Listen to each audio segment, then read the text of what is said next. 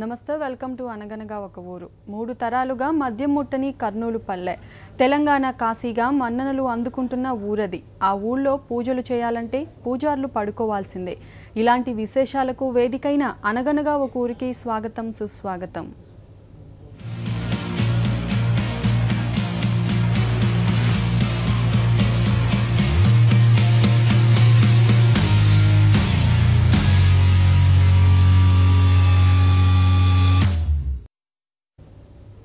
ఊరనగానే ఇల్లు, వీధులు, రోడ్లు, పార్కులు, బజార్లు ఇలాంటివి ఠక్కున గుర్తొస్తాయి.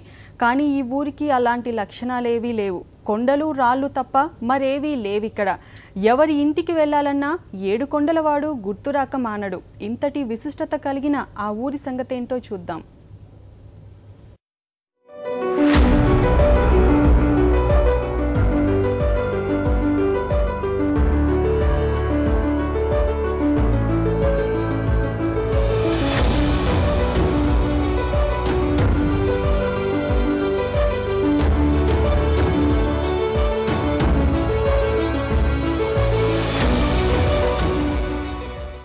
అనగానే చదునుగా ఉండే మైదాన ప్రదేశమే కాదు, వాగులు వంకలు ఉన్న ఇళ్లతో జనంతో కూడిన ప్రదేశాలు గుర్తురాక మానవు. అంతేకాదు, నేల మీదనే కాకుండా కొండ మీద కూడా ఊళ్ళుంటాయి. ఇదే విషయాన్ని ప్రస్తావిస్తే మనోళ్లు తిరుమల గురించి లేదా మౌంట్ అబూ గురించి చెప్తారు. అయితే ఇటలీలో ఓ కొండ మీద వెలిసిన ఊరు సివిటా డి బ్యాగ్ నోరోజియో ఇలాంటి ఊరు కాదు. దీనికి 2.5 ఏళ్ల చరిత్ర ఉంది. ఈ ఊరంతా కొండ మీదే ఉంటుంది. చక్కటి శిల్పకళతో నిర్మించిన ఈ ఊరిని చేరేందుకు పెద్ద రాతివంతిన దారిని దాటాల్సిందే.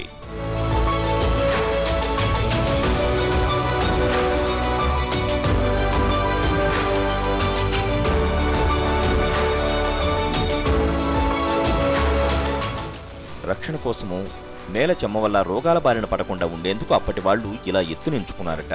భూకంపాలు, కిందివైపు నదీ ప్రవాహాల కారణంగా ఊరు దెబ్బతినటం వల్ల ప్రస్తుతం ఇక్కడ చలికాలంలో దాదాపు 10 మంది, ఎండాకాలంలో 100 మంది దాకా నివాసముంటున్నారు. అంతెత్తున ప్రకృతి శోభతో అలరారే ఈ ఊరును చూసేందుకు జనం మాత్రం బాగానే వస్తున్నారట.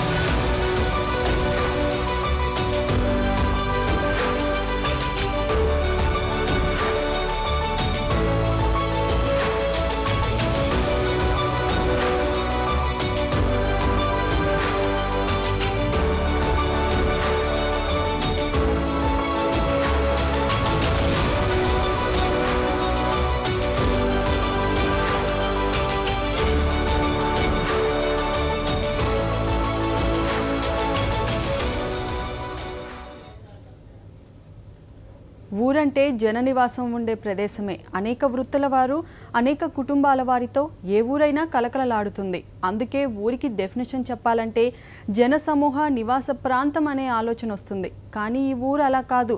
లక్షల మంది, వేల మంది ఉండరు. ఆ మాటకొస్తే 100ల్లో, అంతెందుకు 10ల సంఖ్యలో కూడా జనాభా ఉండరు.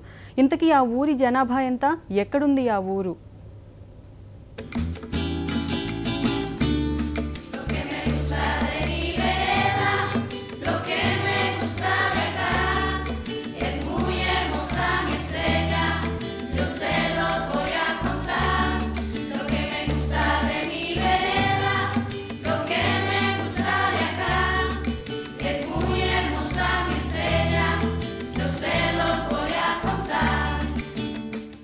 ఊరనగానే అనేక మంది జనం ఓ చోట నివాసం ఉండే స్థలమనే ఆలోచన మన బుర్రలో టక్కున వస్తుంది.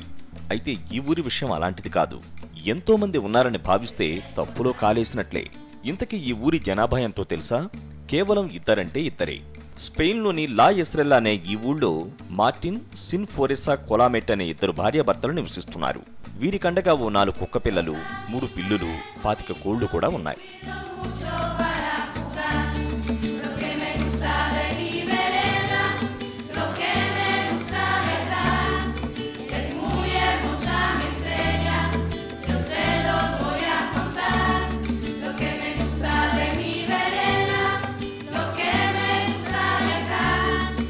Es muy hermosa mi estrella, yo sé lo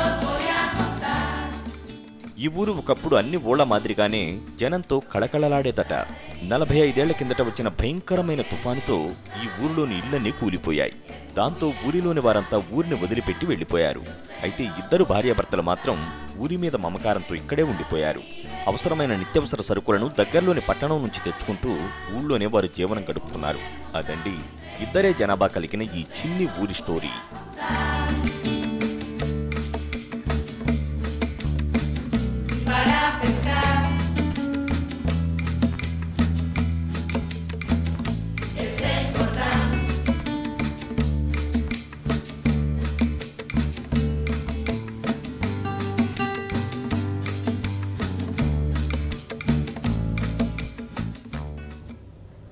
మద్యం అనుబంధాలను తగ్గిస్తుంది, పచ్చని సంసారాల్లో చిచ్చు రేపుతుంది.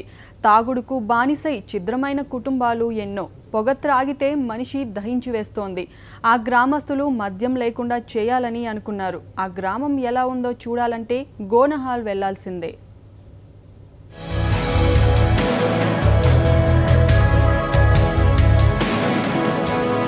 ఈ మధ్యకాలంలో మీడియా ద్వారా, సోషల్ నెట్వర్క్ ద్వారా మద్యపానం, ధూమపానం హానికరమని ఎన్నో ప్రకటనలు, సూచనలు వెలువడుతుంటే మీరు చాలా లేట్ అని చెబుతున్నారు గోనహాల్ గ్రామస్తులు.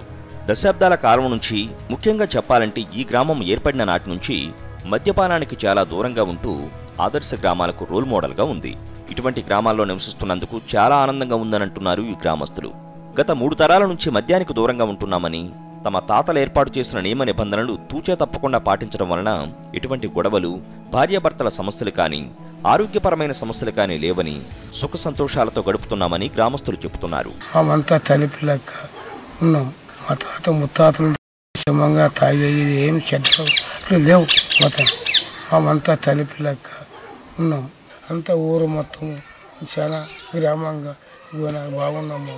మా పెద్దలు ఇలా మద్యానికి దూరంగా ఉండటం వలన గ్రామంలో ఉన్నవారు కుల మతాలకు అతీతంగా అన్నదమ్ముల్లాగా కలిసిమెలిసి ఉంటారని, అంతేకాకుండా వ్యవసాయానికి కూలీల అవసరం లేకుండా ఒకరికి ఒకరు సహాయం చేసుకుంటూ ఉంటామని గ్రామస్తులు అంటున్నారు. మాది ఏ గొనెల గ్రామము. మా తాత ముత్తాతలతో నుంచి సార్ మా ఊర్లో గొడవలు లేవు, తాగేది లేదు, బీడీలు లేవు, బీడీలు తాగేది అలవాటు లేదు సార్. మనం తాగడం వలన, దూరంగా ఉండడం వల్ల మా అన్నదమ్ములుగా బాగున్నాం. ఊరంతా కలిసికట్టుగా ఉన్నాం సార్. మాకు రోడ్డు సౌకర్యం కానీ లేదు సార్. వర్షం వచ్చి చాలా ఇబ్బంది సార్. మాకు కూలి అనేది పెట్టడం సార్, పెట్టేదే లేదు సార్. మేము ఒకరు చేను అయిపోయిన తర్వాత ఒకరు చేను పోతుంటాము. ఇప్పటి వరకు కానీ అదే మాదిరిగా జరుగుతుంది సార్.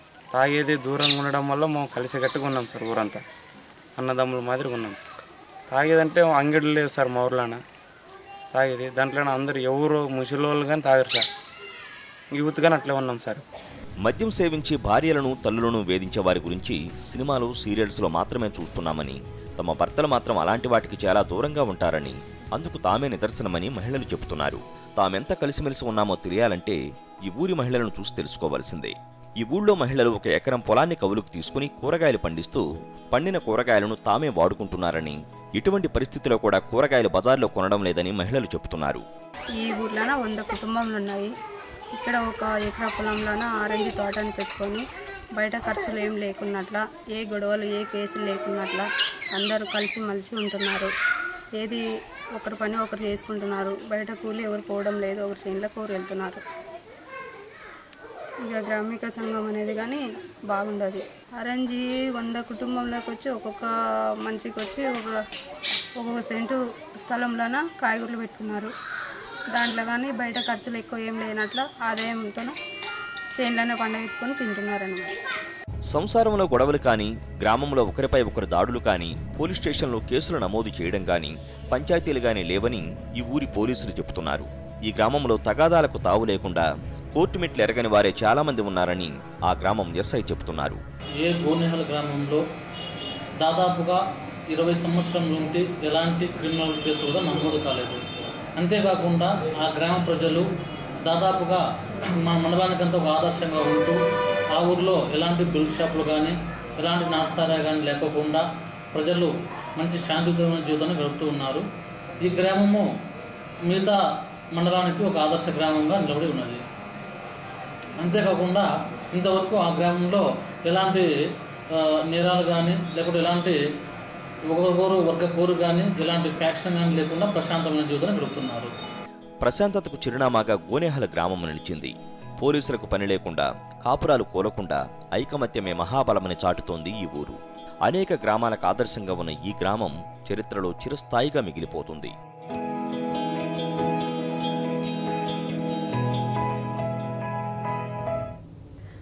ఆ ఊళ్ళో ఎక్కడ చూసినా పచ్చకామర్లు వచ్చిన వారే కనిపిస్తారు. ఎవరి కళ్ళు చూసినా పసుపు రంగులో కనిపిస్తాయి. పచ్చకామర్లు ఉన్న వాళ్లకు లోకమంతా పచ్చగా కనిపిస్తుందని అంటారు. కానీ ఎంతటి పెద్ద కామెర్ల వ్యాధి అయినా ఈ ఊళ్ళో కేవలం 100 రూపాయల వైద్యంతో నయమవుతుంది. అసలు పచ్చకామెర్లకు ఆ ఊరికి సంబంధం ఏంటని అంటున్నారా? అది తెలుసుకోవాలంటే ఈ ఊరికి వెళ్ళక తప్పదు.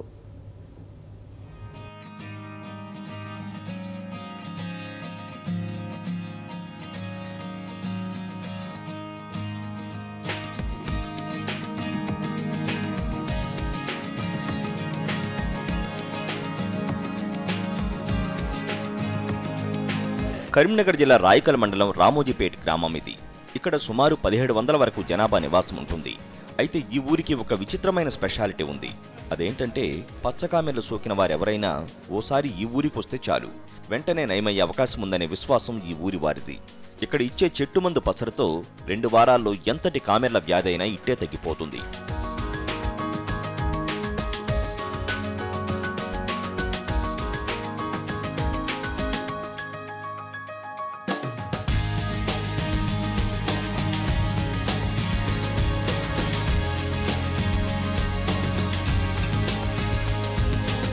ఈ ఊళ్ళో ఈ మందు అమ్మకందారులు తాతల కాలం నుంచి ఈ కులవృత్తి వైద్యాన్ని నమ్ముకుని జీవిస్తున్నారు. ప్రతి గురు ఆదివారాల్లో పచ్చకామెర్లకు ఈ ఊళ్ళో మందు పోస్తారు. అదెలాగంటే చెట్ల మందుని ఓ చిన్న సీసాలో నింపిస్తారు. ఆ సీసాలో ఉన్న మందు రోజు విడిచి రోజు రాత్రిపూట పడుకునే ముందు కళ్ళలో వేసుకోవాలి. అలా 2 వారాలు వేసుకుంటే చాలు, ఎంతటి రోగమైనా నయమవుతుందనేది ఈ ఊరి ప్రజలే కాదు, ఇక్కడ చికిత్స తీసుకున్న వారి విశ్వాసం కూడా. అయితే రంగారావు అనే వ్యక్తి తాత ముత్తాతల నుంచి ఈ గ్రామంలో ఈ చికిత్సను కొనసాగిస్తున్నారు. పేద ప్రజలు పచ్చకామెర్ల బారిన పడి వేలల్లో ఖర్చవుతున్నాయని గ్రహించిన ప్రభాకర్ చెట్ల ద్వారా ఈ వ్యాధిని ఎలా నయం చేయవచ్చో కనిపెట్టారు. నాటి నుంచి ఈ ఊరు పచ్చకామెర్ల గ్రామంగా ప్రసిద్ధిగాంచింది.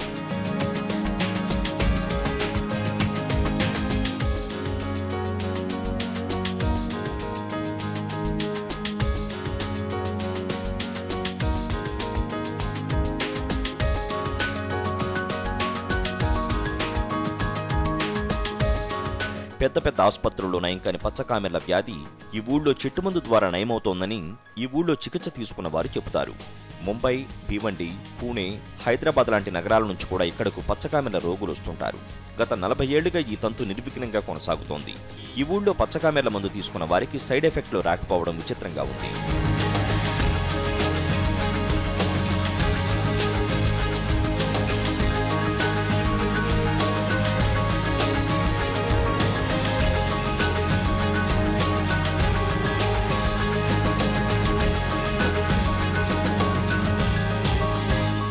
పచ్చకామెర్ల మందును అందరికీ అందుబాటులో ఉంచాలనే పెద్దల కోరికను ఇప్పటికీ తూచే తప్పకుండా అమలు చేస్తున్నారు.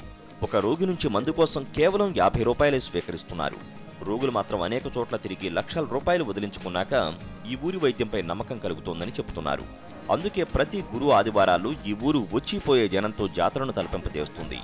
మందు కోసం గంటల తరబడి లైన్లో రోగులు నిలబడి దర్శనమిస్తారు.